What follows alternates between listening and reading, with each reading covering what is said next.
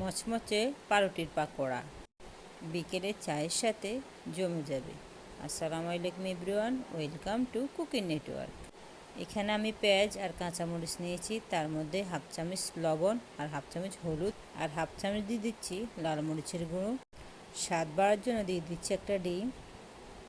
এবার সবগুলো আমি হাত দিয়ে একটু ভালো করে কষলিয়ে নেব, যাতে করে ডিম আর পেঁয়াজ একসাথে ভালো করে মিশে যায়। এবার এখানে কিছু পাউরুটির স্লাইস আমি দিয়ে দেব। ভাবছেন আমার পাউরুটিগুলো এরকম কেন? আমি আরেকটা ভিডিও দিয়েছি ব্রেড পকেট, সেই জন্য পাউরুটির স্লাইসগুলো এরকম হয়েছে। যারা আমার ভিডিওগুলো দেখেছেন তারাই বুঝতে পারবে। এবার হাত দিয়ে ভালো করে কষলে নিব, আর ডুবন্ত তেলে এগুলোকে আমি মচমচে করে ভেজে নিব। আগুনটা কিন্তু লো হিটে রাখতে হবে, তাহলে ভেতর থেকে ক্রিস্পি আর মচমচে হবে।